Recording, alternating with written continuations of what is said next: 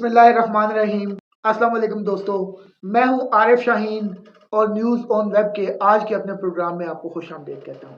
मामला ये है कि वज़ीर आज़म पाकिस्तान शहबाज शरीफ के चहेते अफसर अहद चीमा ने शहबाज शरीफ हुकूमत को एक नई मुसीबत में फंसा दिया है। उनकी हरकत के बाद PTI को हर मामले में रिलीफ पे रिलीफ मिलता जा रहा है और सूरत हाल ये है कि PTI को एक दिन में 5 रिलीफ दिए गए हैं। ये मामला क्या है और अहद चीमा और ब्यूरोक्रेसी जो पाकिस्तान एडमिनिस्ट्रेटिव सर्विस है उनके लोगों ने ऐसा क्या किया है कि शहबाज हुकूमत के लिए मुसीबतों के पहाड़ शुरू हो गए हैं और हुकूमत के लिए आने वाले दिन ज्यादा मुश्किल होते नजर आ रहे हैं। इस मामले पे हम बात करेंगे, लेकिन इससे पहले मेरी आपसे गुजारिश है कि अगर आपने मेरा चैनल सब्सक्राइब नहीं किया तो सब्सक्राइब कर लें ताकि मेरी आने वाली वीडियो आपको बर वक्त मिल सके। तो मामला कुछ इस तरह है जी, पाकिस्तान में एक सर्विस है, पाकिस्तान एडमिनिस्ट्रेटिव सर्विस। इससे पहले ये होता था डिस्ट्रिक्ट मैनेजमेंट ग्रुप। बेसिकली जो इजला में जो फेडरल के असिस्टेंट कमिश्नर, डिप्टी कमिश्नर, ये ज्यादातर इनके लोग होते थे। बाद में इन्होंने जब इनके मजीद ये बढ़ गए तो इन्होंने इस ग्रुप का नाम एडमिनिस्ट्रेटिव सर्विस रख लिया। और ये जो आपके CSS के एग्जाम्स होते हैं, ये सिविल सर्विस में ये टॉप का ग्रुप है। इस ग्रुप को अगर देखा जाए तो ये एक माफिया की तरह ऑपरेट करता है और ये ऐसा माफिया है कि जिसके पंजे पाकिस्तान के हर इदारे में गड़े हुए हैं। इन्होंने इस हद तक अपने पंजे गाड़े हैं कि तमाम की पोस्टों पर ये लोग तैनात होते हैं। अगर इनकी किसी पोस्ट पर किसी और सर्विस ग्रुप का बंदा आ जाए तो उसके तो वो निशान इबरत बनाते हैं कि शायद वो फिर दोबारा उठने के काबिल नहीं रहता। तो इसी तरह का मामला हुआ है। आज चीमा भी इसी ग्रुप के अफसर थे और शहबाज शरीफ की गुड बुक में थे। क्या थे ये, तो जब वो वज़ीर आला पंजाब थे उस वक्त उनके साथ चले आ रहे हैं। उस वक्त इनकी क्या कारकर्दगी थी, उनकी कौन सी बातें हैं, उसके बाद इन्होंने जेल भी काटी है, सारा कुछ हुआ है। मेरा जो इस ग्रुप से इख्तिलाफ है वो सिर्फ इतना है कि इस मुल्क को तबाही के दहाने पे पहुंचाने वाले यही लोग हैं। यही लोग जो अपने आप को पाकिस्तान की क्रीम कहते हैं। इन लोगों की कारकर्दगी की हालत ये है कि आज मुल्क डूबने के करीब पहुंच चुका है। तो हुआ कुछ यूं है कि वजीर दाखिला मोहसिन नकवी इससे पहले वजीर आला पंजाब थे और काबिल भी हैं और ताकतवर भी हैं और उनके पीछे जो लोग हैं वो तो बहुत ताकतवर हैं। वजीर दाखिला मोहसिन नकवी ने वजारत का कलमदान संभालने के बाद अपने सिस्टम को बेहतर चलाने के लिए फैसला किया कि IG पंजाब उस्मान अनवर को सेक्रेटरी दाखिला बना दिया जाए तो ये सिस्टम बेहतर चल जाएगा, क्योंकि उनकी ऑलरेडी एक सिस्टम के तहत वो इकट्ठे चल चुके हैं और एक दूसरे के साथ उनकी अच्छी कोऑर्डिनेशन है। और ये हर बंदे, हर लीडर, हर कमांडर का ये हक होता है कि वो उन लोगों को अपने साथ मिलाए जिनके साथ वर्किंग रिलेशनशिप हो। लेकिन वो तो पाकिस्तान एडमिनिस्ट्रेटिव सर्विस ही ना हुआ और वो पाकिस्तान एडमिनिस्ट्रेटिव सर्विस का अफसर ही ना हुआ जो अपने अफसरों के लिए लड़ाई ना लड़े। तजवीज़ के तौर पे उन्होंने बताया कि IG पंजाब उस्मान अनवर को सेक्रेटरी दाखिला बना दिया जाए। जब ये मामला एस्टेब्लिशमेंट डिवीजन पहुंचा तो वहां पर जो अफसरान थे वहां भी तो यही PAS पाकिस्तान एडमिनिस्ट्रेटिव सर्विस के ही लोग थे। सेक्रेटरी एस्टेब्लिशमेंट भी इनका होता है, principal secretary to prime minister भी इनका होता है, सेक्रेटरी टू प्रेसिडेंट भी इनका होता है, सेक्रेटरी इंटीरियर भी इनका होता है। और जो भी सर्विस ग्रुप आप जो भी बड़ा इदारा देखेंगे जिसमें पैसा है, जहाँ पे काम हो रहा है, वहां की पोस्टों पे यही लोग बैठे होते हैं। चाहे वो DG हो कोई, चाहे वो चेयरमैन हो, चाहे वो जो भी हो, जिसके पास इख्तियार है वो इसी सर्विस ग्रुप का होगा। तो इनसे ये कैसे बर्दाश्त हो सकता था कि ये पुलिस सर्विस के एक अफसर को सेक्रेटरी दाखिला बना दें। जो मैं कहता हूँ ना कि ये माफिया की तरह ऑपरेट करते हैं। आप पूरी हिस्ट्री देखें, 2004 जब जनरल मुशर्रफ की हुकूमत में थी, जनरल मुशर्रफ वो सदर थे जिन्होंने पूरे मुल्क को कंट्रोल किया हुआ था और वो ये जो DMG और ये PAS के अफसर थे इनकी बातों में नहीं आते थे। लेकिन उसके बावजूद आप देखें कि 2004 से लेके अब तक जितने सेक्रेटरी आए हैं सिवाय एक के जो IG सिंध थे और वो पीपल्स पार्टी ने आके लगाए थे और उनका नाम था सैयद कमाल शाह। सैयद कमाल शाह वो वाइड अफसर थे 2006 سے 2009 تک وہ سیکٹری داخلہ رہے ہیں. بعد میں پھر یہ جو آپ کو پتا ہے یہ تو مافیا کی طرح آپریٹ کرتے ہیں، انہوں نے دوبارہ سے اپنے لوگ لگائے.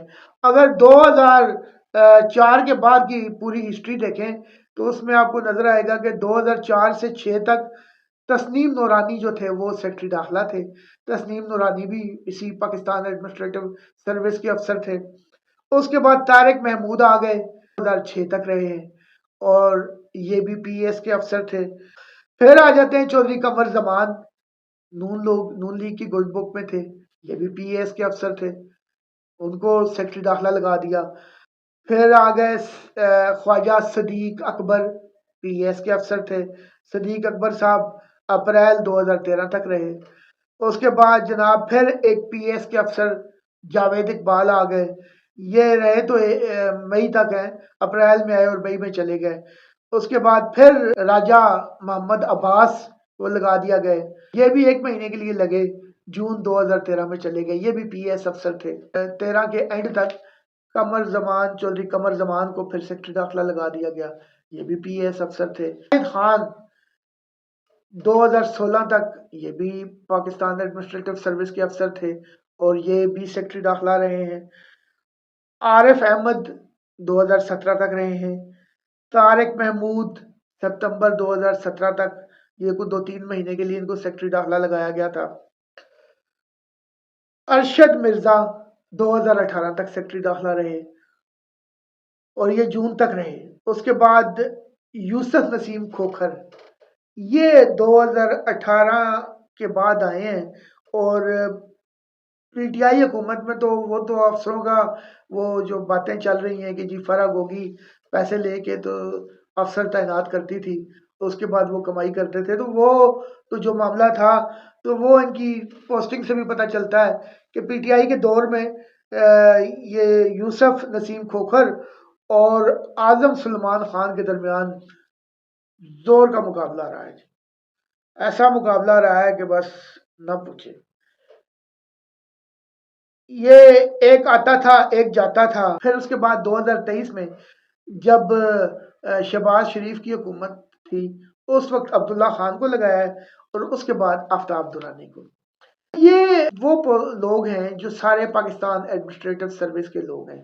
مجھے یہ نہیں سمجھ آتا کہ پاکستان میں شاید اور کوئی لوگ نہیں ہیں، اور سروسز میں نالائق لوگ ہیں، اور سروسز کے لوگ کام نہیں کرتے. یہ پاکستان کی کریم ہے، لیکن اس کریم کی حالت یہ ہے کہ آپ کے ہاں سیلاب ہر سال آتا ہے، اس کا مستقل حالیہ نہیں نکال سکتے. یہی پی اے ایس کے افسر ہیں. آپ کے ملک میں پانی کا بحران، کھاد کی قیمتیں کنٹرول نہیں کر سکتے، کسان سے زبردستی گندم خریدنا، یہ اس پہ تو ایک الگ اب ہم ویڈیو کریں گے کیونکہ گندم کی کٹائی کا سیزن شروع ہو چکا ہے. تو اس سے گندم زبردستی چھیننا، کسانوں سے گنا چھیننا، یہ ان کے کام ہے.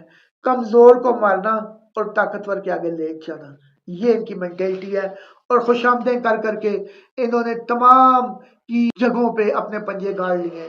ایک واقعہ میرے ذہن میں آ رہا ہے، کوئی سنانے والا سناتا ہے کہ جب رشیا ٹوٹا تو وہاں پہ ایک افسر تھا اور اس افسر سے پوچھا کہ یار کہیں ملے باہر کہ یار ہمیں جو کے جی بی کے لوگ تھے انہوں نے اس سے پوچھا کہ یار یہ تم مجھے بتاؤ کہ ہمیں یہ تو شک تھا کہ تم سی آئی اے کے لیے کام کرتے ہو، لیکن ہمیں یہ نہیں پتا تھا کہ تم کام کیا کرتے ہو، تمہاری ڈیوٹی کیا تھی. ساری باتیں تھی. اس نے کہا جی بات یہ رشیا ٹوٹ گیا ہے، میں نے اپنی ڈیوٹی کر لی، میرا کام صرف اتنا تھا کہ میں نے کسی اہم جگہ پہ کسی قابل بندے کو لگنے نہیں دیتا. تو یہ جو اس وقت پاکستان ایڈمنسٹریٹو سروس گروپ ہے یہ مافیا کی طرح آپریٹ کر رہا ہے. میں آپ کو ان کے حوالے سے نا کچھ مثالیں دینا چاہوں گا.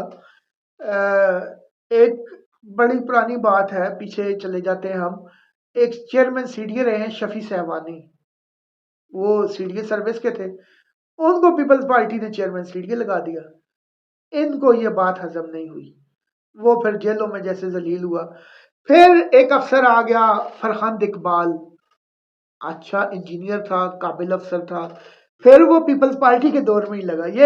یہ کریڈٹ پیپلز پارٹی کو ہی جاتا ہے کہ وہ ان کی مناپلی توڑنے کی کوشش کرتے ہیں. گو کہ وہ ناکام رہتے ہیں, ان کو یہ نہیں چلنے دیتے, لیکن وہ ٹرائی ضرور کرتے ہیں کہ ان کی مناپلی کسی طرح توڑی جائے.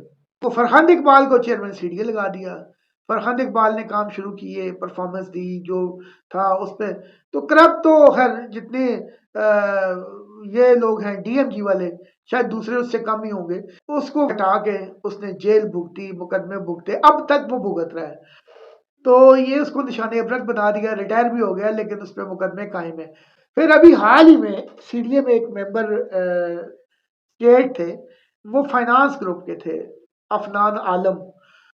افنان عالم جو تھے وہ بھی فائنانس گروپ کے تھے, اور وہ یہاں پہ آئے اور ممبر اسٹیٹ بن گئے.